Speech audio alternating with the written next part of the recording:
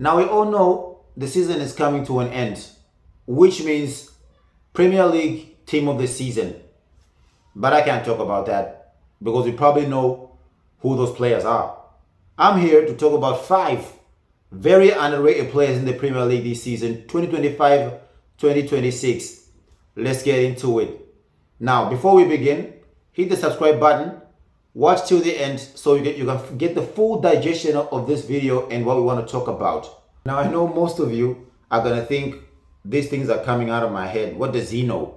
How can he rank players like that? But generally, I'm taking personal stats and average ratings that I've gone throughout the season. And I think most of you can agree that when you look at the average rating, this is how we can truly define a player's individual performance. So let's not waste time. At number 5, we have Jean-Paul Van Hecke, the Brighton superstar. Not to say too much about the Brighton defender, but I think he has had a very good season, and that price tag of 37.9 million is not gonna be enough probably next season or coming in the transfer. So I think he's my pick for number 5 because hitting the 7.10 rating is good enough to put you in certain position. He's probably not gonna be in the team of the season, obviously, but he is one to watch, and he's someone that teams that are lacking in defensive positions might need to get themselves into and explore the options around him. I mean, the player has managed to hit a percentage of 90 touches per 90 minutes. Now 89% touches per 90 minutes, 83% aerial duels won. That is a standard performance for Premier League players, because we all know that Premier League has gone so tactical that people are relying on corners and throw-ins to get goals. So if you have a player who can clock 80% above aerial duels won, I think he would be worth watching. Also, the player has managed 72% chance creation. These are midfield numbers. These are central midfield numbers or box-to-box numbers. Some players playing in midfield can't even manage this type of statistics. He's also managed to score 3 goals and assisted 3 times, which puts him close to average in terms of goals scored and assist rankings. So he's definitely one to watch. Moving on, we got a very similar category player, but who plays in front, in Antoine Semenyo. I think most of you can agree that Antoine Semenyo this season has been brilliant in all aspects, and he has definitely earned that move to Manchester City. I think there were some people who were starting to call Semenyo like a greedy player. For me, it was just because Erling Haaland is there. But then, if you look at Semenyo's stats, you would see that they quite balanced, and they do complement what his style of play is. The 26-year-old Ghanaian is now ranked amongst some of the most prolific goal scorers in the Premier League this season, scoring 8 goals and assisting 8 times. So I think maybe the critics around him people were saying that he wasn't passing the ball to Erling Haaland could be a little true, because of the fact that when you're playing with Haaland, you expected to get more assists, which is a type of stereotype, actually. But then I think that's a story for another day. But for now, we can see that he has had 91% aerial duels won, 89% goals scored, and he has scored a 70% defensive contribution, which means he's not just a winger who plays out wide, waits for the ball to come to him. He also contributes at the back. And to be honest with you, players who also contribute at the back have a more chance of getting into starting 11 for a manager than any other of those players. If you ask me, I think Antoine Semenyo deserves a spot on the bench in the team of the season. But anyway, who's asking questions? Moving on, at number 3 we have a very debatable player, because he has scored a lot of goals this season, and I think for the fact that he's found in this list just shows just how underrated he is. He is Igor Santiago.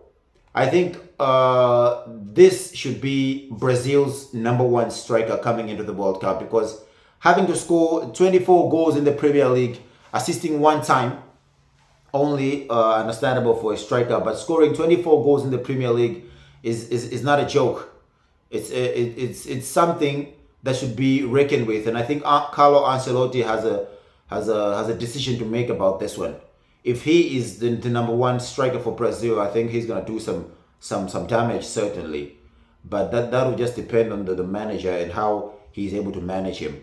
Being only 24 years of age, Igor Santiago has proven to be a very big problem this season, because he's strong, he's very agile, and he seems like he knows what he's doing on the pitch most of the time, because having the contribution percentage of 97% on the pitch, playing up front, scoring 95% of the goals for Brentford is Ivan Toney's replacement in my perspective, because when Ivan Toney was leaving Brentford, people did not think that there would be another player to replace him when he was gone. But Igor Santiago has proven the haters wrong. So I think during the transfer window, the price tag or the value will be reevaluated. That is, if any teams are interested in him, because I haven't heard any news coming around him. Moving on, we're getting to the good parts here, because we're getting to players who are clocking in nice average ratings. At number 2, we have Daniel Munoz. Daniel Munoz, the Crystal Palace right back. He's a right wing back, right midfielder. You can use him in all aspects that you wish to do, and I think he's playing at a very strong level at the moment. His age might be a little bit debatable, but then that just depends on the team that wants him and the team's aspects. Most of the teams wouldn't prefer a player going to his age range, but he would contribute to a certain experience that he would bring to the lineup. Daniel Munoz has been very prolific this season, clogging a 94% defensive contribution, 82% goals. He has contributed 82% to the goals that Crystal Palace have managed to score this season. 89% aerial duels won. For a defender, I think that's good enough. I wouldn't really debate upon a defender winning aerial duels, because, like I said, the Premier League has gone really political right now with the tactics of the throw-ins and the tactics of the corners. It's beginning to be traditional at the moment for the Premier League. But I think Colombia have themselves a good one here in Daniel Munoz, who is proving to be one of the best players on the pitch. Moving on, we're going to the top. The one player who is defying the odds at the moment, and that is James Garner. I think Everton got themselves a gem here in James Garner. The English midfielder has managed 92% defensive contribution, playing in defensive midfield, which is rightly so. Contributing to 80% of touches for players playing in defensive midfield. That is close to the likes of Rodri numbers. I'm not going to say much about it, but I think having a player who can clock 80%, like I said, 80% above contribution in possession or in defense or in midfield, you have yourself a good one. That is why Everton have themselves a balance within them.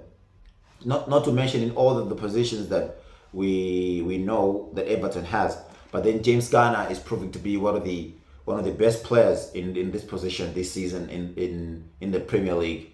So without further ado, We will see that being in a defending midfield position, he has contributed to 6 assists and scoring 3 goals. I think that is okay for a defensive midfielder, because last season there was so much talk around Ryan Gravenberch for Liverpool, who was playing really well in that position, but he didn't have too many stats in his name. So James Garner would be a considerable player to be probably inside the starting 11 of the team of the season or on the bench. If you have any thoughts on this list, put down in the comment section. We'll gladly listen to your comments. If you would like another video, or you would like us to add more players who are underrated, we can make another video. Just hit the comment. We'll listen to those comments. If you like football like I am, you're gonna hit the subscribe button. You'll watch this video, show some love. Peace.